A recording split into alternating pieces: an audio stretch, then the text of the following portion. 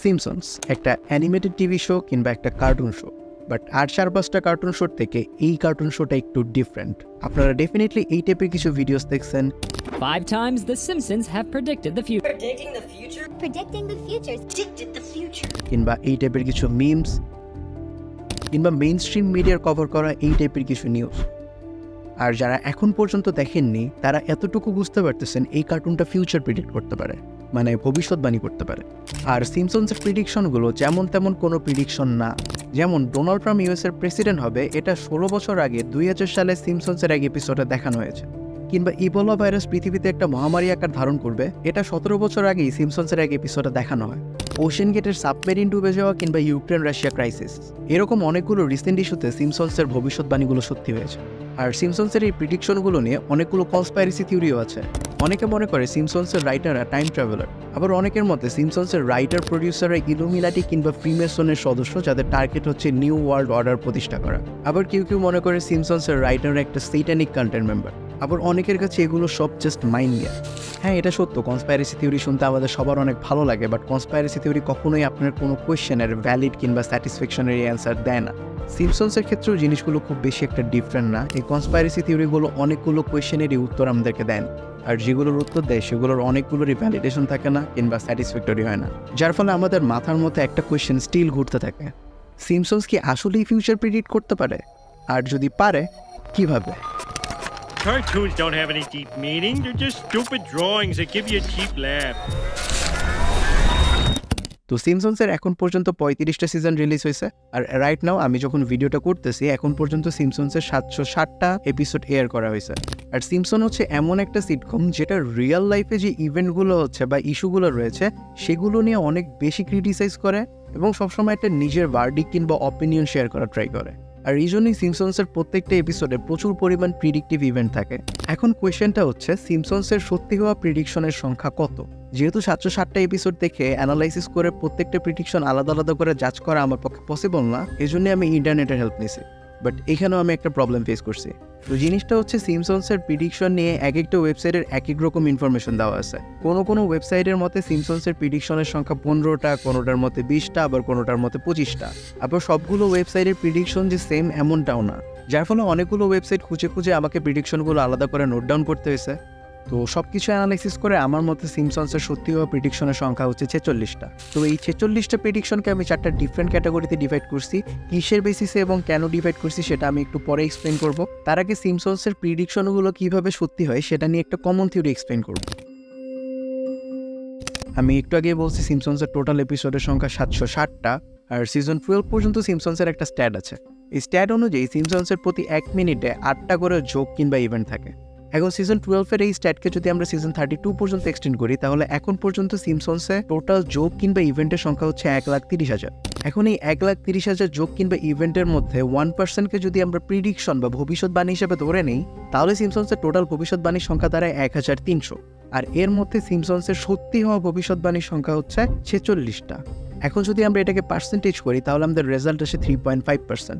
তার মানে সিম্পসন যদি 100টা ভবিষ্যৎবাণী করে তার মধ্যে 3 থেকে 4টা ভবিষ্যৎবাণী সত্য হয়, আর বাকি সবগুলো ভবিষ্যৎবাণী হয় মিথ্যা হয়, না হলে ভুল।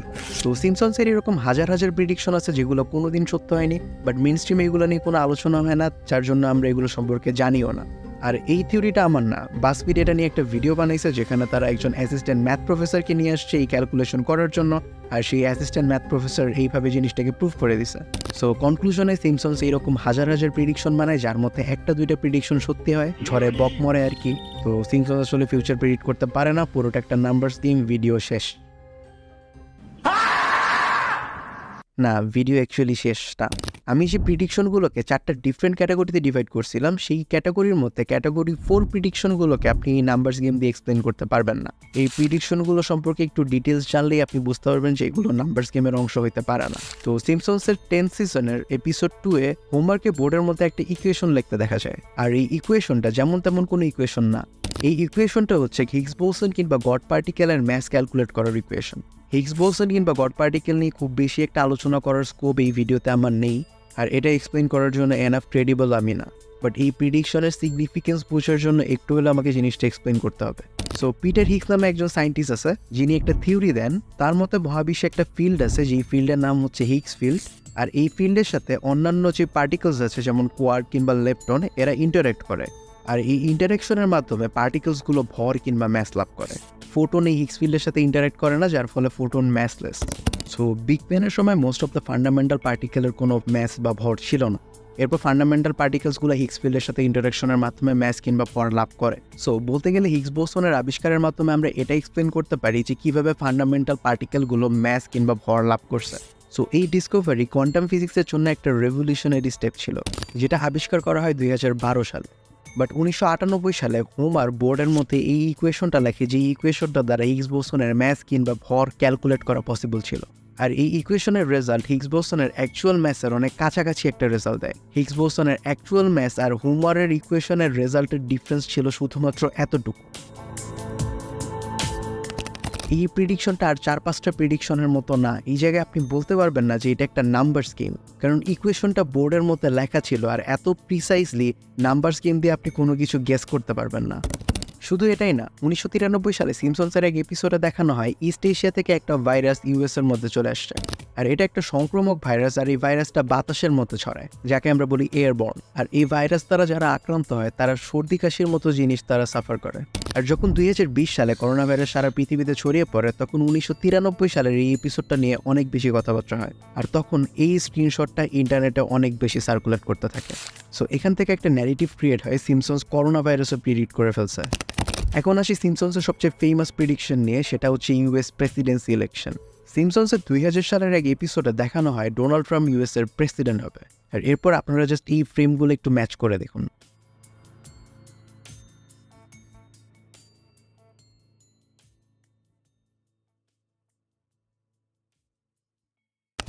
তো সিমসনসের প্রিডিকশনের টিপ অফ আইসবার্গ এক্সপ্লোর করা আমাদের অলমোস্ট শেষ।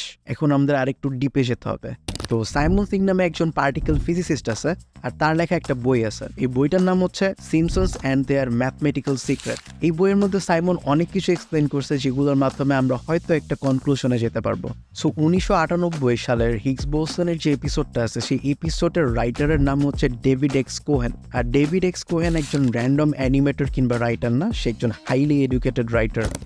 ডেভিড এক্স কোহেন প্রথমে আন্ডার গ্র্যাজুয়েট করছে ফিজিক্সে, এরপরে সে সিএসিতে মাস্টার্স করছে, এরপরে সে অনেকগুলো ম্যাথমেটিক্যাল জার্নালের নিচের পেপার পাবলিশ করছে। আর কোহেন এগুলো যেমন তেমন কোনো ইউনিভার্সিটি থেকে করছে এমন না, সে লিটারালি একজন Harvard graduate. So David x Cohen এমন একজন রাইটার যার ফিজিক্স এবং ম্যাথ সম্পর্কে অনেক ভালো নলেজ আছে। আর কোহেনের একজন হাই স্কুল ফ্রেন্ড আছে যার নাম হচ্ছে ডেভিড শিমেনোভিচ। আর শিমেনোভিচ ওই সময় ইউনিভার্সিটি অফ কলম্বিয়ার একজন প্রফেসর ছিলেন, পাশাপাশি তিনি গ্যালাক্স প্রজেক্টের লিড সায়েন্টিস্টও ছিলেন। সো শিমেনোভিচের হিগস বোসন কিংবা গড পার্টিকেল সম্পর্কে একটা ভালো আইডিয়া ছিল। সো ডেভিড এক্স কোহেনের 1988-এর ওই এপিসোডে হোমারকে দিয়ে বোর্ডের মধ্যে কিছু একটা লেখানোর দরকার ছিল। সে চাইলেই বোর্ডের মধ্যে কোনো একটা র্যান্ডম সিম্বল আঁকতে পারতো, কিংবা একটা ছবি আঁকতে পারতো, কিংবা র্যান্ডম কিছু লাইন লিখতে পারতো, কারণ সম্পূর্ণ এপিসোডের সাথে হোমার বোর্ডের মধ্যে কি লিখতেছে সেটার কোনো সম্পর্ক নাই। সো কোহেন চাইলেই সেই বোর্ডের মধ্যে যা খুশি তাই লিখতে পারতো, বাট কোহেন সেটা করে নাই। কোহেন শিমেনোভিচকে ফোন দিছে এবং গড পার্টিকেলের একটা ইকুয়েশন নিছে এবং সেই ইকুয়েশনটা বোর্ডের মধ্যে লিখছে। আর এই ইকুয়েশনের যে রেজাল্ট আসে, সেই রেজাল্টটা অ্যাকচুয়াল হিগস বোসনের ম্যাথের সমান না। অ্যাকচুয়াল হিগস বোসনের ম্যাথ আর সিমসনসের ইকুয়েশনের ম্যাথের মধ্যে 650 গিগা ইলেকট্রন ভোল্টের একটা ডিফারেন্স আছে। আপাত দৃষ্টিতে এই ডিফারেন্সটা অনেক ছোট মনে হলেও কোয়ান্টাম ফিজিক্সের ক্ষেত্রে এই ছোট ডিফারেন্স আসলে অনেক বড় ধরনের ডিফারেন্স। একটু আগে আমি ম্যাথের ডিফারেন্স গিগা ইলেকট্রন ভোল্টে শো না করে গ্রামে শো করছি। গ্রামে শো করার মেইন রিজনটা ছিল ডিস্টেন্সটা হচ্ছে অনেক কম, এটা যাতে আমরা সবাই রিয়েলাইজ করতে পারি। গিগা ইলেকট্রন ভোল্টে হয়তো সবাই খুব একটা রিয়েলাইজ করতে পারতাম না, বাট আপনি যদি গিগা ইলেকট্রন ভোল্টকে গ্রামে কনভার্ট করেন, এটা অ্যাকচুয়ালি কোনো সেন্স মেক করে না। এখানে আমি জিনিসটাকে একটু ইজিয়ার ওয়েতে ডেমনস্ট্রেট করার জন্য গ্রামে শো করছি। সো সিমসনস যে 14 বছর আগে হিগস বোসন কিংবা গড পার্টিকেল আবিষ্কার করে ফেলছে, এটা আসলে কোনো প্রিডিকশনই না, এটা জাস্ট ডেভিড এক্স কোহেন আমাদের সাথে মজা নিছে। সো এবার আছি সিমসনসের করোনা ভাইরাসের প্রেডিকশন নিয়ে। সো ওই এপিসোডের রাইটার মার্ক রিস এবং এলজিনকে কোয়েশ্চেন করা হয় যে আপনারা কিভাবে করোনা ভাইরাসকে প্রেডিক্ট করলেন। সো মার্ক রিস এবং এলজিন খুব সহজ একটা উত্তর দেয়। তাদের মতে তারা অ্যালবার্ট ক্যামুসের লেখা দি প্লেগ বই থেকে ইন্সপায়ার্ড হয়ে এই স্টোরি লাইনটা সাজিয়েছিল। প্লেগ বইয়ে থাকা ভাইরাসটা এশিয়া থেকে ইউরোপে এসে ছড়ায়, এই জন্য এলজিন এবং মার্ক রিস দেখায় যে এশিয়া থেকে একটা ভাইরাস আমেরিকা এসে ছড়াচ্ছে। আর সিমসনসের এই ভাইরাসের কোনো ডেডলি কনসিকুয়েন্স ছিল না। আর ওই এপিসোডে এক সময় ডক্টর সবাইকে বলে দেয় যে এই ভাইরাস নিয়ে প্যারা করার কিছু নেই, এই ভাইরাস এমনিতেই ঠিক হয়ে যাবে। আর এখন কোয়েশ্চেন আসে 2020 সালে সার্কুলেট হওয়া এই স্ক্রিনশটটাকে নিয়ে। সো এই স্ক্রিনশটটা আসলে ফেক। অ্যাকচুয়াল সিন ছিল এটার উপরে একজন সস্তা গ্রাফিক ডিজাইনার করোনা ভাইরাস লিখে দিছে। এই গ্রাফিক ডিজাইনার এতটাই সস্তা ছিল যে ব্যাকগ্রাউন্ডও রিমুভ করেনি, ইভেন দুটো ফন্ট ম্যাচ করার চেষ্টা করেনি। আর এখন আসি সিমসনসের মোস্ট ফেমাস প্রেডিকশন ডোনাল্ড ট্রাম্পের প্রেসিডেন্সি নিয়ে। সো ডোনাল্ড ট্রাম্পের প্রেসিডেন্সির প্রেডিকশন নিয়ে যদি আমরা কোনো ভিডিওস দেখি বা কোনো একটা নিউজ দেখি, তাহলে এই দুটো ছবিকে সবসময় মার্চ করে দেখানোর চেষ্টা করা হয়। এই সিন দুটি আসলে ফেক না, এই সিন দুটি আসলেই সিমসনসের আগে এপিসোডে দেখানো হয়েছে। আর আপনারা যদি চেক আউট করেন তাহলে দেখবেন সম্পূর্ণ সিন ফ্রেম বাই ফ্রেম মিলে যাচ্ছে। আর এত প্রিসাইসলি ফ্রেম বাই ফ্রেম সবকিছু মেলানো পসিবল হয়েছে কারণ এই এপিসোডটা এই ইভেন্টগুলো হওয়ার পরে তৈরি করা হয়েছে। ডোনাল্ড ট্রাম্পের এসকালেটর দিয়ে নামার এই ভিডিও ফুটেজটা ধারণ করা হয় 2015 সালের 16 জুন, আর এই এপিসোডটা এয়ার করা হয় 2015 সালের 7 জুলাই। সো বলতে গেলে অ্যাকচুয়াল ইভেন্ট ঘটার অলমোস্ট 3 সপ্তাহ পরে এই এপিসোডটা বানানো হয়, আর এই ভিডিওগুলোকে হুবহু রেপ্লিকেট করেই এই এপিসোডটা তৈরি করা হয়। সো এতক্ষণে আমরা sure Simpsons frame by frame এই ইভেন্টগুলোকে প্রিডিক্ট করেনি। সো এখন কোয়েশ্চেন আসে, তাহলে সিমসনস কি ডোনাল্ড ট্রাম্পের প্রেসিডেন্সি সম্পর্কে কোনো কিছুই প্রিডিক্ট করেনি? অ্যাকচুয়ালি 2020 সালে সিমসনসের ক্যারেক্টার লিসা ওভাল অফিসে বসে ডোনাল্ড ট্রাম্পকে প্রেসিডেন্ট হিসেবে মেনশন করে। এই এপিসোডের কোথাও ট্রাম্পকে প্রেসিডেন্ট হিসেবে দেখানো হয়নি, জাস্ট একটা জায়গায় ডোনাল্ড ট্রাম্পকে প্রেসিডেন্ট হিসেবে মেনশন করা হয়েছে। আর সে সময় ডোনাল্ড ট্রাম্পকে প্রেসিডেন্ট হিসেবে মেনশন করার অনেকগুলো রিজনও আছে। First of all, Donald Trump US এর প্রেসিডেন্ট ক্যান্ডিডেট হওয়ার অনেক আগে থেকেই ফেমাস। আর ডোনাল্ড ট্রাম্প তখন থেকেই পলিটিক্সের সাথে ডিরেক্টলি কিংবা ইনডিরেক্টলি কানেক্টেড ছিল। সো অনেক ইন্টারভিউতে ডোনাল্ড ট্রাম্পকে বিভিন্ন পলিটিক্যাল কোয়েশ্চেন ফেস করতে হতো। তার মধ্যে একটা কমন কোয়েশ্চেন ছিল সে কি ইউএস এর প্রেসিডেন্ট হতে চায়, আর যদি হয় তাহলে সে কি করবে। You've said, though, that if you did run for president, you believe you'd win. Well, I don't know. I think I'd win. আর সিমসনস এই জায়গায় এটাই করছে যেটা তারা ইউজুয়ালি করে, রিয়েল লাইফ বা রিয়েল ওয়ার্ল্ডের যে ইভেন্টগুলো আছে সেগুলোতে তাদের নিজেদের অপিনিয়ন বা ভিউ শেয়ার করা। যেহেতু সে সময় মিডিয়ায় ডোনাল্ড ট্রাম্পের এই পলিটিক্যাল ভিউজগুলো নিয়ে অনেক কথাবার্তা হচ্ছিল, তো সিমসনস তাদের আগে এপিসোডে ডোনাল্ড ট্রাম্পকে প্রেসিডেন্ট হিসেবে মেনশন করে দিছে। আর ডোনাল্ড ট্রাম্পই একমাত্র ব্যক্তি না যে সিমসনসের প্রেসিডেন্ট হিসেবে মেনশন রয়েছে, এরকম অনেকেই আছে যাদেরকে সিমসনস তাদের কোনো এক এপিসোডে প্রেসিডেন্ট হিসেবে মেনশন করছে। সিমসনসের এরকম অনেকগুলো frame by frame precise prediction আছে, যেমন ডোনাল্ড ট্রাম্পের শেখদের সাথে এই ছবিটা, অ্যান্ড এটা ফেক। সিমসনসের কোনো এপিসোডে এই টাইপের কোনো সিন ছিল না, জাস্ট একটা সস্তা গ্রাফিক ডিজাইনার এই কাজটা করছে। জিনিসটা এমন হয়ে গেছে যে পৃথিবীতে কোনো একটা মেজর ইভেন্ট বা মেজর ইস্যু ঘটার সাথে সাথেই ইন্টারনেটে এরকম কোনো একটা নিউজ বা মিম সার্কুলেট করতে থাকে যে সিমসনস এই জিনিসটা আসলে অনেক আগেই প্রিডিক্ট করে ফেলছে। বাট ম্যাক্সিমাম টাইমে এই টাইপের জিনিসগুলো আসলে ফেক হয়ে থাকে। বাট মানুষজন দেখা যায় যে এই টাইপের জিনিসগুলো বিশ্বাস করে, কারণ সিমসনসের এই প্রিডিকশনগুলো নিয়ে মানুষের মধ্যে একটা কনফার্মেশন বায়াস তৈরি হয়ে গেছে। সো কনফার্মেশন বায়াস হচ্ছে একটা বেসিক হিউম্যান টেন্ডেন্সি, যার ফলে মানুষ নতুন ইনফরমেশন বা নতুন ভিউজ এমনভাবে ব্যাখ্যা করে যেটা তাদের এক্সিস্টিং বিলিফ বা ইনফরমেশনগুলোর সাথে ম্যাচ করে।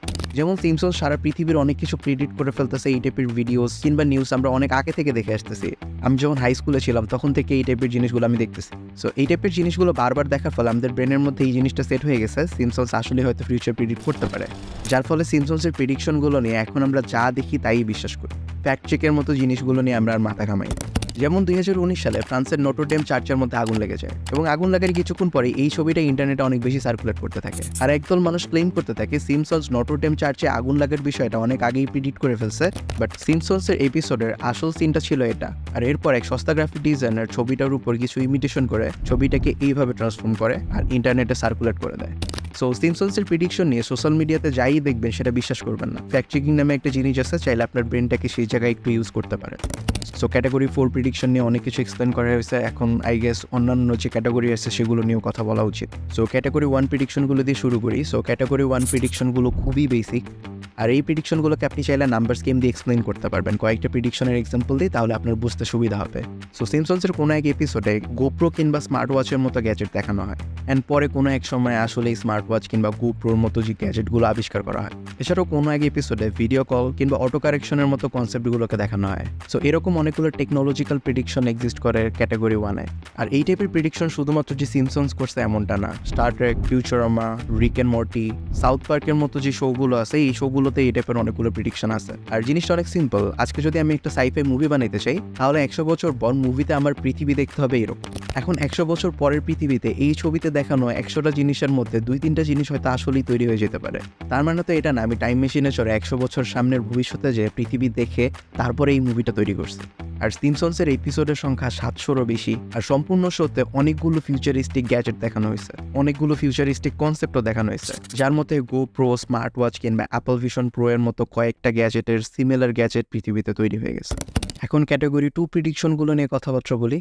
ক্যাটাগরি 2 এর প্রিডিকশনগুলো পার্সোনালি আমার কাছে অনেক বেশি ইরিটেটিং এবং অ্যানোয়িং লাগছে, বিকজ এখানে এমন অনেকগুলো প্রিডিকশন আছে যে প্রিডিকশনগুলো অ্যাকচুয়ালি সেন্স মেক করে না। কিছু কেসে এগুলো প্রিডিকশনও হয় না, মানুষজন জোর করে কিছু রিয়েল ইভেন্টের সাথে এগুলোকে লিঙ্ক করে প্রিডিকশন বানানোর চেষ্টা করছে। আপনারা 2-1টা প্রিডিকশন শুনলে বুঝতে পারবেন জিনিসটা কতটা অ্যাম্বিগুয়াস। সো সিম্পসনসের এক এপিসোডে এক লোক বাফেতে অনেক বেশি খাওয়ার জন্য তাকে বাফে থেকে বের করে দেওয়া হয়েছে, অ্যান্ড রিয়েল লাইফে এরকম একটা ইনসিডেন্ট কোনো না কোনো একদিন হওয়ারই ছিল। আর যখনই হয়েছে মানুষজন বি লাইক ওকে সিম্পসনস এই জিনিসটা অনেক আগে প্রিডিক্ট করে ফেলছে। এরপরে আরেক এপিসোডে দেখানো হয় হোমার আর ব্র্যাড একটা ওয়্যার হাউস থেকে গ্রিস চুরি করতেছে, এন্ড গেস হোয়াট, রিয়েল লাইফে এরকম একটা ইনসিডেন্ট কোনো না কোনো একদিন হয়েছে। রিসেন্টলি একটা ক্লেম আসছে সিম্পসন টুইটারের যে রিব্র্যান্ডিং করে এক্স নাম দেওয়া হবে এটা নাকি প্রিডিক্ট করে ফেলছিল। আর এটার এভিডেন্স হিসেবে এই স্ক্রিনশটটা দেখানো হয়। এই স্ক্রিনশটে এই ফোনের হোম স্ক্রিনের নিচের দিকে একটা এক্স টাইপের আইকন দেখা যায়, আর মানুষজন বলা শুরু করে এটা হচ্ছে টুইটারের রিব্র্যান্ড হওয়া এক্স আইকন। বাট এই এপিসোডের কোনো জায়গাতেও মেনশন করা হয়নি যে এটা টুইটার। এনে যে ফোনের মতো একটা র্যান্ডম এক্স সাইন আছে, এই এক্স সিম্বলের সাথে টুইটারের নতুন লোগোর কোনো মিলই নেই। আর যতবারই ফোনের এই এক্স সিম্বলটা আমি দেখতেছি ততবারই আমার জেডএক্স এর লোগোর কথা মনে পড়তেছে। এরপর 2006 সালের এক এপিসোডে হোমারকে এক সাবমেরিন সহ দেখা যায়। এরপর সামহাউ হোমারের সাবমেরিন স্টাক হয়ে যায় এবং তার অক্সিজেন লেভেল ধীরে ধীরে কমতে থাকে। এরপর হোমারকে হসপিটাল বেডে পাওয়া যায়। এই এপিসোডটাকে মানুষজন ওশেন গেটের সাবমেরিন ইনসিডেন্টের সাথে কানেক্ট করার চেষ্টা করছে অনেক ওয়েতে, বাট ওশেন গেটের সাবমেরিন অতিরিক্ত চাপ নিতে না পারায় ভেঙে যায়। এছাড়াও ওশেন গেট ইনসিডেন্টের সাথে এই এপিসোডের অন্যান্য কোনো ডিটেলস ম্যাচ করে না। পাশাপাশি ইউক্রেন রাশিয়া ওয়ার নিয়েও সিম্পসনসের কোনো প্রেডিকশন নেই। সোশ্যাল মিডিয়াতে আমরা যা দেখছি তার ম্যাক্সিমামই ফেক। এই ক্যাটাগরির বাকি প্রিডিকশনগুলো অনেক অ্যাম্বিগুয়াস এবং অনেকটা জোর করে রিয়েল ওয়ার্ল্ডের সাথে কালেক্ট করা হয়েছে এমনটা মনে হয়। এখন আসি ক্যাটাগরি 3 প্রিডিকশন নিয়ে। সো ক্যাটাগরি 3 এর প্রিডিকশনগুলো যেই ইভেন্ট বা ইস্যুগুলোকে নিয়ে কথা বলে, ওই ইভেন্ট বা ইস্যুগুলো এই এপিসোডটা এয়ার হওয়ার সময় যথেষ্ট বেশি রেলেভেন্ট ছিল। এই জিনিসগুলো নিয়ে মিডিয়ায় কথাবার্তা চলতেছিল বা এই জিনিসগুলো অনেক রেলেভেন্ট ছিল। সিম্পসন জাস্ট যে কোনো একটা এপিসোডে এই ইস্যু বা ইভেন্টগুলো নিয়ে তাদের ভিউ বা অপিনিয়ন শেয়ার করছে, আবার অনেক জায়গায় ক্রিটিসাইজ করছে। যেমন 2012 সালের এক এপিসোডে দেখানো হয় গ্রিস হয়তো দেউলিয়া হয়ে যাবে, অ্যান্ড ইভেনচুয়ালি 2015 সালের দিকে গ্রিস দেউলিয়া হয়ে যায়। বাট গ্রিসের ইকোনমিক ক্রাইসিস এর অনেক আগে থেকেই শুরু হয়েছে। বলতে গেলে 2009 সাল থেকেই গ্রিসের ইকোনমিক ক্রাইসিস শুরু হয়, আর যত দিন যেতে থাকে এই জিনিসটা আরো বেশি বাড়তে থাকে। সো মেইন স্ট্রিম মিডিয়াতে এটা নিয়ে অনেক ডিসকাস হয়েছে যে গ্রিস হয়তো কোনো এক সময় দেউলিয়া হয়ে যাবে, আর হিস্টোরিক্যালি গ্রিসের অনেকবার দেউলিয়া হওয়ার রেকর্ড আছে। আর সিম্পসনস তাদের এই স্পেকুলেশনটা একটা এপিসোডে দেখায় দেয়। এরপর 1998 সালের এক এপিসোডে দেখানো হয় ইবোলা ভাইরাস মহামারী আকার ধারণ করেছে, আর 2015 সালে আসলে ইবোলা ভাইরাস আফ্রিকায় মহামারী আকার ধারণ করে। বাট এই জায়গায় আপনি সিম্পসনসের প্রিডিকশনকে ক্রেডিট করতে পারেন না। এই ভাইরাস প্রথম শনাক্ত করা হয় 1976 সালে, আর তখন থেকে একটা স্পেকুলেশন ছিল হয়তো এটা একটা মহামারী বা আউটব্রেক হিসেবে সরাতে পারে। আর সিম্পসনস এখানে একটা প্রবাবল আউটকামকে ভিজুয়ালাইজ করছে তাদের শোতে, যে কাজটা তারা প্রায় করে। এরপরে 1998 সালে সিম্পসনসের এক এপিসোডে দেখানো হয় ডিজনি ফক্সকে কিনে নিছে, এন্ড 2017 সালে আসলেই ডিজনি ফক্সকে কিনে নেয়। এখন 1998 সালে এটা দেখানোর একটা রিজন আছে, কারণ 90-এর দশকে ডিজনি অনেকগুলো মিডিয়া কোম্পানিকে কিনে নিছে বা কিনে নেওয়ার চেষ্টা করছে। যেমন 1996 সালে ডিজনি এবিসি ইনকর্পোরেটকে কিনে নেয়, পাশাপাশি টয় স্মার্ট ইনকর্পোরেটকেও কিনে নেয়। এছাড়াও এএনই মিডিয়া কিংবা ডিআইসির মতো কোম্পানিকে কেনারও চেষ্টা করছে ডিজনি। এগুলো ছাড়াও 1990-এ ডিজনি আরও কয়েকটা মেজর কোম্পানিকে কেনার চেষ্টা করছে। সো সেই সময় একটা রিউমার ছিল যে হয়তো ডিজনি ফক্সকেও কিনে নিবে, আর সিম্পসনসের রাইটার ডিরেক্টররা এই রিউমারটাকেই তাদের শোতে ভিজুয়ালাইজ করছে। সো সাইমন তার বইয়ের মধ্যে সিম্পসনসের কয়েকজন রাইটারের এডুকেশনাল ব্যাকগ্রাউন্ড সম্পর্কে লিখছে, অ্যান্ড সিম্পসনসের কয়েকজন রাইটার অনেক হাইলি এডুকেটেড। আর যেহেতু সিম্পসনস রিয়েল লাইফের যে ইভেন্ট বা ইস্যুগুলো আছে এগুলো নিয়ে প্রায়ই ক্রিটিসাইজ করে কিংবা নিজের ভিউ বা অপিনিয়ন শেয়ার করে, সো রাইটাররা সবসময় চায় একটা প্রিসাইজ অপিনিয়ন দিতে, বা তারা যখন কোনো একটা বিষয়কে ক্রিটিসাইজ করতে চায় তারা এমনভাবে ক্রিটিসাইজ করে যাতে মানুষজন বা অডিয়েন্স সেই ক্রিটিসিজমটার সাথে রিলেট করতে পারে, যার ফলে রাইটাররা অনেক সময় দেখা যায় অনেক রিয়েলিস্টিক অ্যাপ্রোচ নেয় বা প্রবাবল আউটকামের উপর ডিপেন্ড করে তারা শোটাকে সাজায়, যার ফলে সিম্পসনসে অন্যান্য শো এর থেকে প্রিডিকশন আপনি অনেক বেশি পরিমাণে পাবেন। আর এত বড় শো যখন এত বেশি জিনিস প্রিডিক্ট করে তখন এটার মধ্যে কয়েকটা প্রিডিকশন আসলেই সত্যি হয়ে যায়। কিছু কিছু প্রিডিকশন দেখলে মনে হয় এগুলোর সাথে সুপারন্যাচারাল কোনো কিছু একটা রিলেটেড, বাট সেগুলোরও কংক্রিট এভিডেন্স সহ এক্সপ্লেনেশন আছে। আর কনফার্মেশন বায়াসের জন্য অনেক মানুষই সিম্পসনসের অনেকগুলো ফেক প্রিডিকশনকে সত্যি মনে করে, আবার কিছু কিছু প্রিডিকশন এমন আছে যেগুলোকে আপনি চাইলেই নাম্বারস গেম দিয়ে এক্সপ্লেন করতে পারেন।